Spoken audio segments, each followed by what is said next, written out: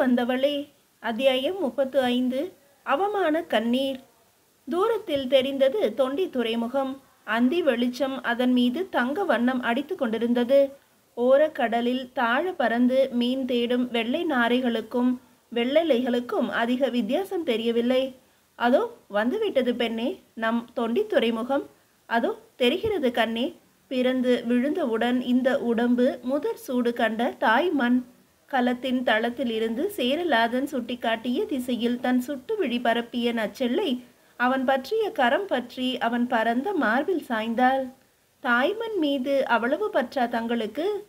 ஆமாம், இப்போது 2 மடங்காகிவிட்டது அந்த மண்ணின் மீது இந்த மன்னன் கொண்ட பற்று. ஏன் ஏன் அப்படி?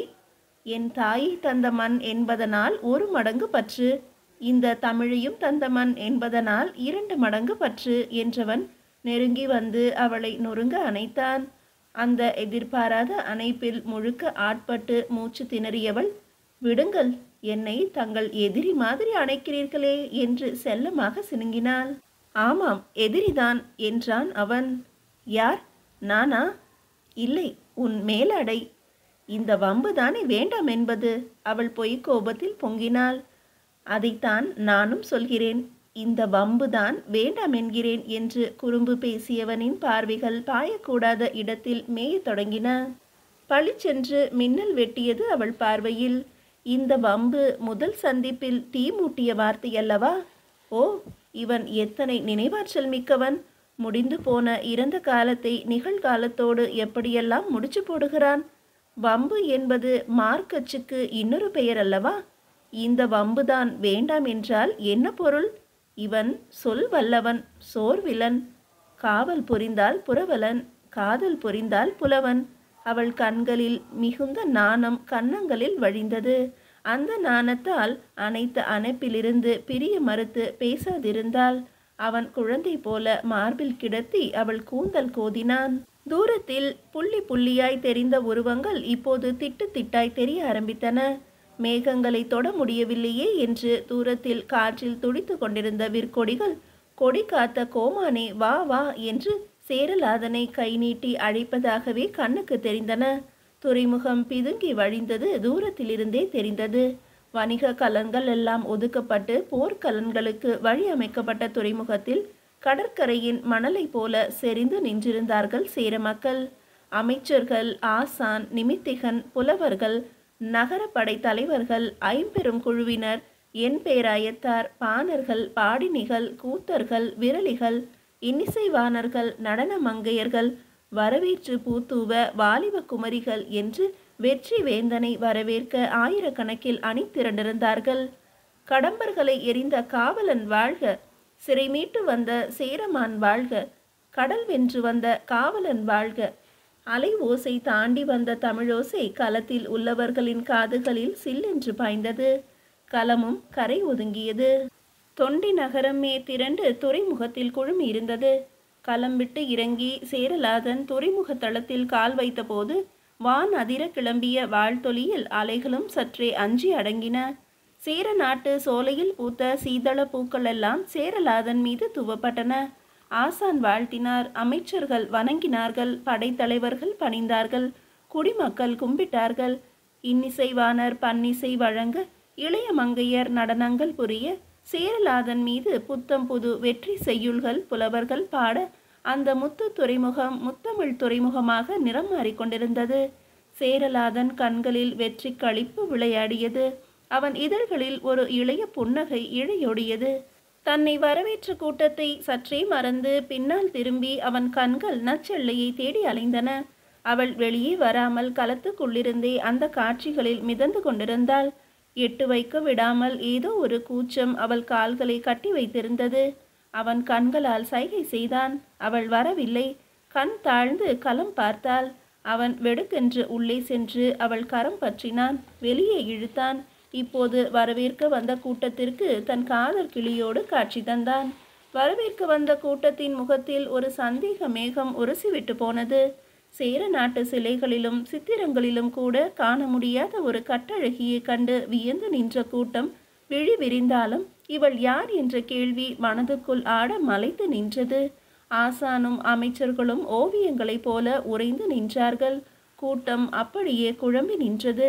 இசைவாணர்களின் இன்னிசை சட்டென்று அறுந்துவிட்டது. மலர் தூவுவதற்காக உயர்ந்த கன்னியர் கரங்கள் நின்ற இடத்திலேயே நின்றுவிட்டன. யார் இவள்? யார் யார் இவள்? அரசன் போருக்கு புறப்பட்ட போதே உடன் போனவளா? இல்லையே. கடல் பயணத்தில் பெண்களை அழைத்து செல்லும் வழக்கம் நமக்கில்லையே. ஒருவேளை கடம்பர் களத்திலிருந்து சிறைப்பிடிக்கப்பட்டவளோ? இருக்காது. 2 காரணங்களால் இருக்காது. இந்த சிலையின் மீது சேர நாட்டு பண்பாடு செதுக்கப்பட்டிருக்கிறது. இன்னொன்று, சிறைப்பிடித்த மகளிரை சேர மன்னன் கரம் பிடிக்க மாட்டான். அப்படியானால் யார் இவள்? அத்தனை பேரின் கண்களிலும் ஊசலாடி கொண்டிருப்பது ஒரே கேள்விதான் என்பதை உணர்ந்து கொண்ட சேரலாதன் அத்தனை பேர் முன்னிலையிலும் அறிவித்தான். இவள்தான் நச்செல்லை, செய்யுள் எழுதும் சித்திரப்பாவை, உங்கள் காவலனின் காதலி, இந்த செங்கோலை தாங்கும் எழுத்தாணி, என் உயிரின் உயிர். அவன் பேச்சு கேட்டு பித்து பிடித்தது போல நின்றிருந்த கூட்டம் செய்வது அறியாது செயல் மறந்தது. அரசன் கரம் உயர்த்தினான். இயங்காதவர்களை இயக்கினான். அருந்த இடத்திலிருந்து இசை தொடர்ந்தது. நின்ற இடத்திலிருந்து கரங்கள் அசைந்தன. வாழ்த்துளி மீண்டும் வானம் தொட்டது. மலர் தூவ மறந்த கரங்களை மலர் தூவ சொன்னான். மன்னன் மேல் மீண்டும் மலர்கள் பொழிந்தன.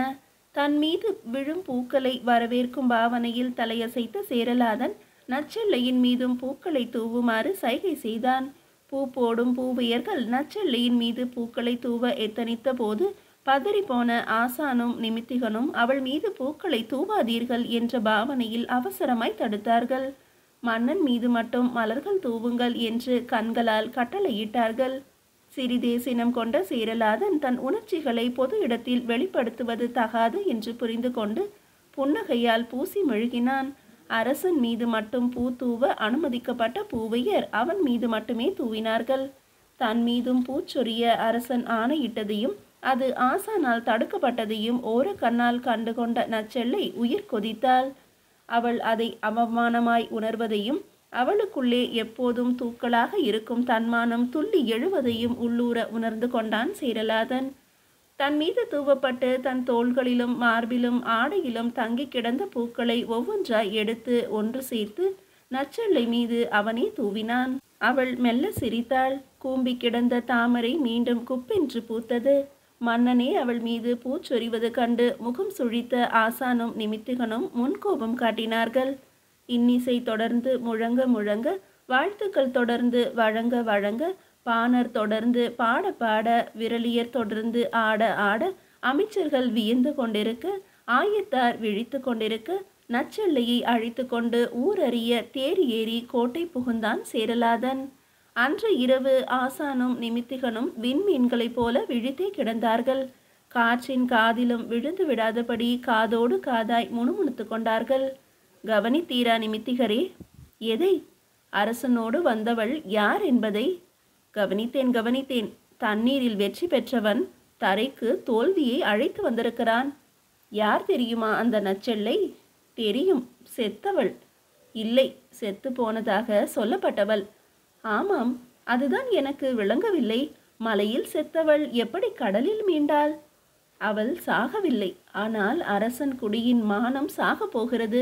விதியை யாரால் மாற்ற முடியும்? இதோ மாற்றிக்கொண்டிருக்கிறானே சேரலாதன். நம்மவர் வகுத்து கொடுத்திருக்கும் 4 வருண விதிகளை தீராத காதல் இப்போது திருத்தத் தொடங்கிவிட்டது. திருத்துவதை நிறுத்த வேண்டும். நச்செல்லை சாகவில்லை என்று வஞ்சியில் இருக்கும் தலைமை ஆசானுக்கு தகவல் அனுப்ப வேண்டும். அதே இரவு சேரலாதனும் நச்செல்லையும் விடி விளக்குகளைப் போல விழித்தே கிடந்தார்கள். முன்னிரவு முழுக்க போராடியும் அவள் ஆடை சிறையிலிருந்து அவளை அவன் விடுவிக்க முடியவில்லை. ஒரு வகையான சோக மௌனத்தில் அவள் இறுகி இருந்தாள். மெல்லிய விளக்கு வெளிச்சத்தில் அவள் கண்களில் தேங்கிய கண்ணீர் மின்னியது. சேரலாதன் பதறி போனான். அவளே ஆரம்பித்தாள். கவனித்தீர்களா? எதை? என் மீது பூத்தூவ நீங்கள் ஆணையிட்ட போது ஆசான் அதை அவசரமாய் தடுத்து விட்டாரே, அதை. இன்னொன்று கவனித்தாயா? எதை? சேடியர் பூ தூவுவது தடுக்கப்பட்ட போது இந்த சேரலாதனே உன் மீது பூ தூவினானே, அதை. என்ன இருந்தாலும் அரச விதிகள் என்னை தள்ளி வைத்துவிடும் இல்லையா? என்ன இருந்தாலும் அரசன் உன்னை தள்ளி வைத்து விட மாட்டான் இல்லையா? மெய்யாகவா? ஏன் இந்த ஐயம்? உனக்குள் இருந்த போராட்ட உணர்வுகளை ஏன் புதைத்து கொண்டாய்? சரித்திர பெண்ணாக இருந்த உன்னை காதல் சராசரி பெண்ணாக மாற்றிவிட்டதா என்ன? இல்லை இல்லை, ஆசான்களாலும் நிமித்தகர்களாலும் தீர்மானிக்கப்படுகிற உங்கள் அரச விதிகள் என் மீது தூவப்படும் பூக்களை தடுத்து விடுமோ என்றுதான் தவித்து கொண்டிருக்கிறேன். உடைந்து கிடந்த அவளை அள்ளினான், தன் பரந்த மார்பில் பரப்பினான். இதோ பார் நச்செல்லை, உன் மீது பூ போடுவதை ஆசான் தடுத்து விட முடியும். ஆனால் உனக்கு நான் பூச்சூடுவதை எந்த அரச விதியும் தடுத்து விட முடியாது. நாளைக்கு பார், அரச மண்டபத்தில் ஒரு அதிசயம் நிகழவிருக்கிறது என்றவன் அவளையும் விளக்கையும் ஒரே நேரத்தில் அணைத்தான். பள்ளியறை பாடம் தொடர்ந்தது. இந்த பாடத்திற்கு மட்டும்தான் ஆசான் தேவையில்லை, இந்த பாடத்திற்கு மட்டும் வெளிச்சமும் தேவையில்லை. மீதியை அடுத்த அத்தியாயத்தில் காணலாம். அத்தியாயம் 36. பாட்டரசி பட்டத்து அரசி. இன்று வேந்தன் வெற்றி கொண்டாடுகிறான். கடலை கடைந்து கடம்பர்களையும் கடைந்து முடித்த களிப்பை இன்று அரச மண்டபத்தில் ஆரவாரமாக கொண்டாடுகிறான். வீரர்களுக்கும் படைத்தலைவர்களுக்கும் விருது வழங்குகிறான். பாடி வந்த புலவருக்கும் ஆடி வந்த கூத்தருக்கும் விரலியருக்கும் பரிசு வழங்குகிறான்.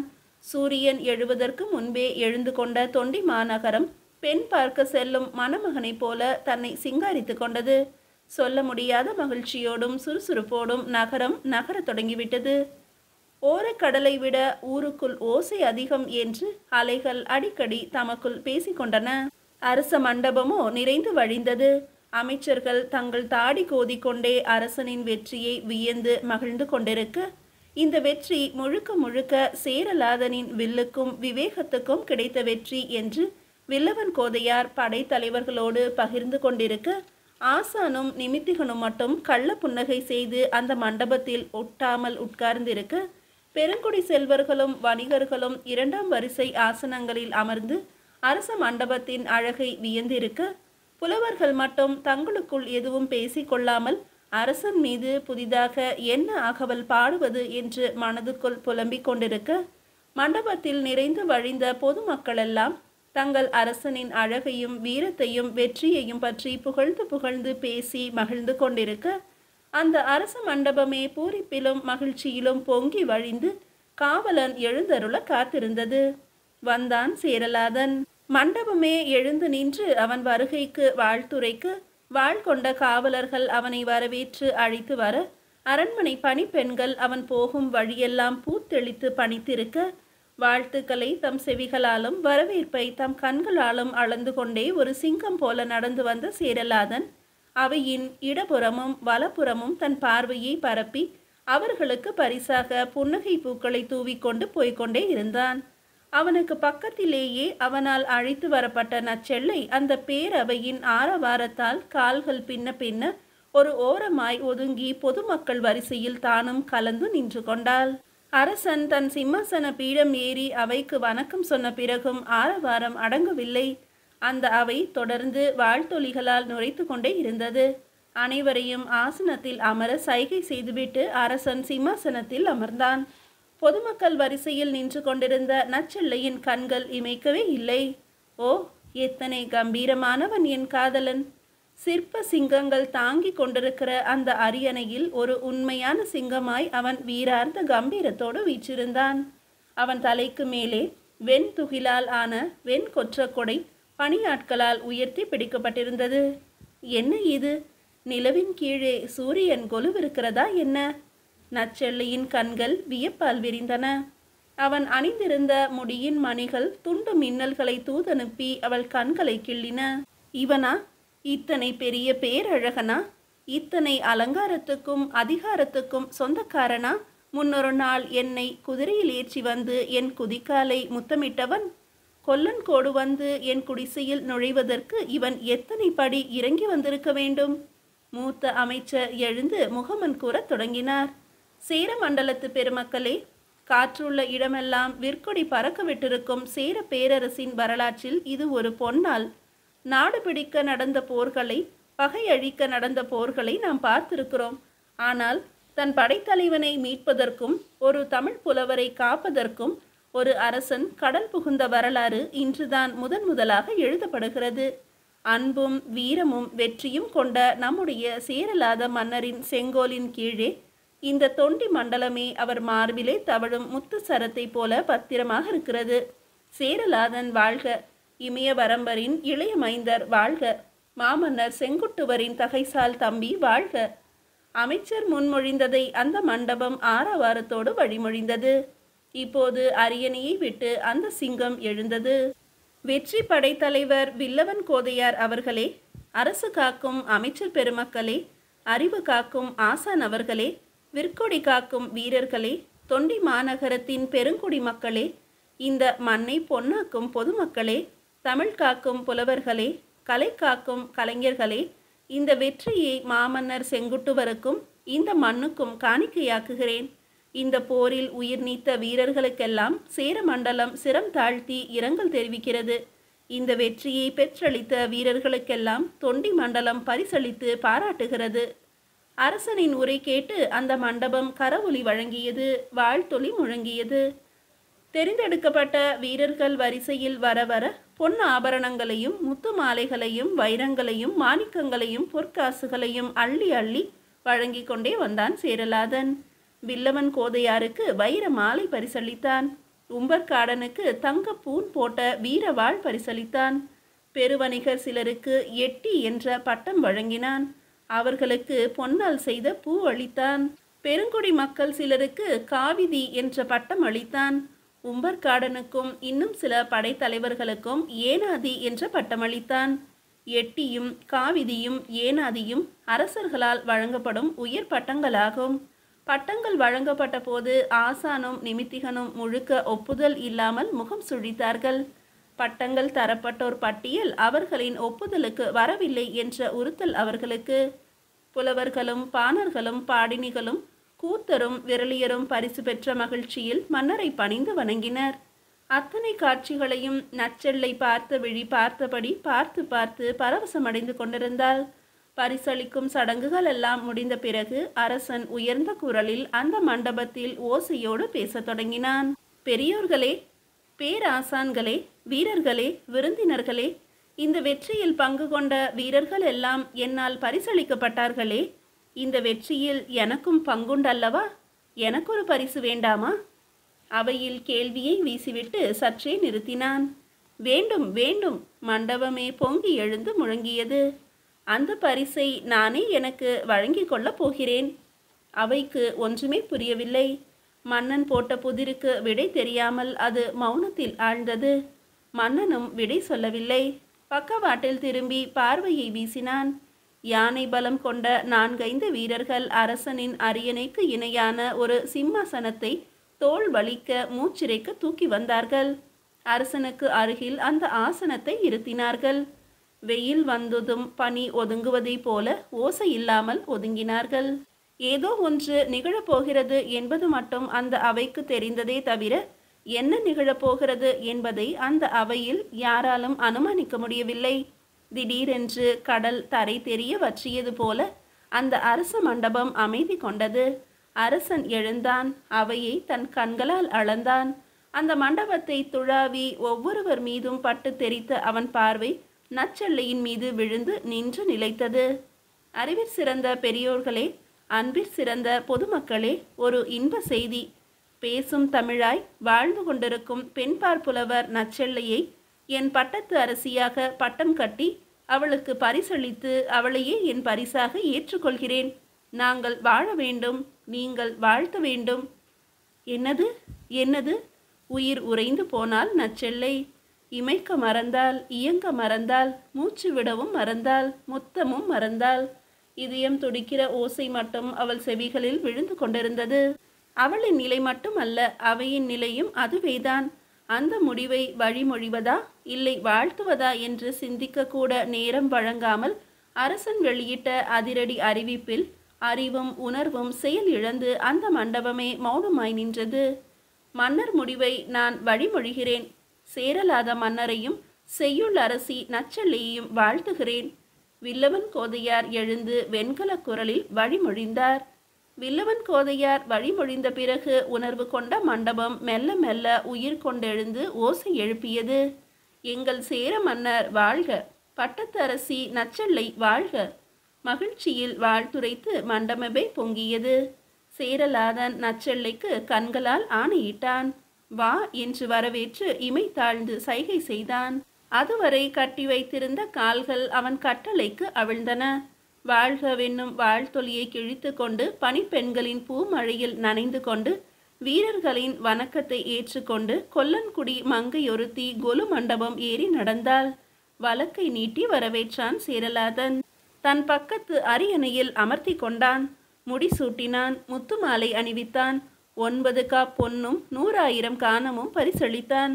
கடலில் குளித்த முத்துக்கள் அவள் கண்ணில் குளித்த முத்துக்களால் நனைந்தன. வில்லவர் வாழ்த்தினார். அமைச்சர்கள் வாழ்த்தினார்கள்.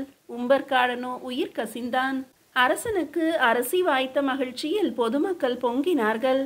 இது மரபுக்கு உகந்ததா அல்லது மரபை இகந்ததா என்று முடிவு செய்ய முடியாவிட்டாலும் பெருங்குடிமக்களும் வணிகர்களும் அரசன் மீதும் அரசியின் மீதும் பூச்சொரிந்து போற்றினார்கள். ஆனால் அமைச்சர்கள் இருக்கையில், படைத்தறிவர்கள் இருக்கையில், புலவர்கள் இருக்கையில், பொதுமக்கள் இருக்கையில், ஆசானுக்கும் நிமித்திகனுக்கும் ஆசனங்கள் இருக்கையில் அந்த இருவர் மட்டும் அந்த இருக்கையில் இல்லை. மீதியை அடுத்த அத்தியாயத்தில் காணலாம்.